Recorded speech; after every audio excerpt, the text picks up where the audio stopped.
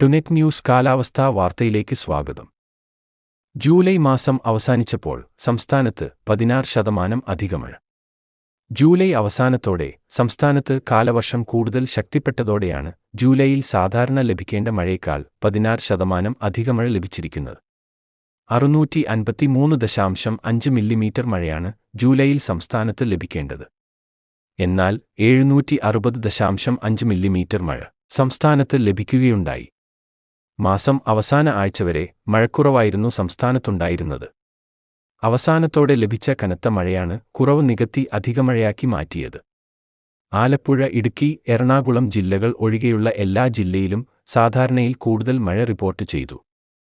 ഇടുക്കി 15%, എറണാകുളം 9%, ആലപ്പുഴ 7% എന്നിങ്ങനെയാണ് മഴക്കുറവുള്ളത്.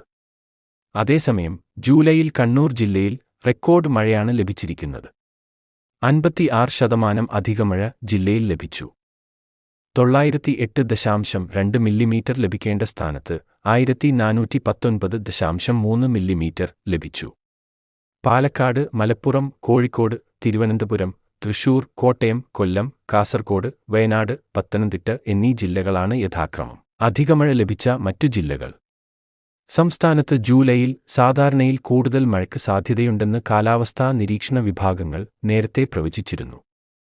ഇക്കാര്യം ടുനെറ്റ് ന്യൂസ് പ്രേക്ഷകരെ കൃത്യമായി അറിയിക്കുകയും ചെയ്തിരുന്നു. കാലാവസ്ഥാ വാർത്തകൾ കൃത്യമായി ലഭിക്കാൻ ചാനൽ സബ്സ്ക്രൈബ് ചെയ്യുക. നന്ദി.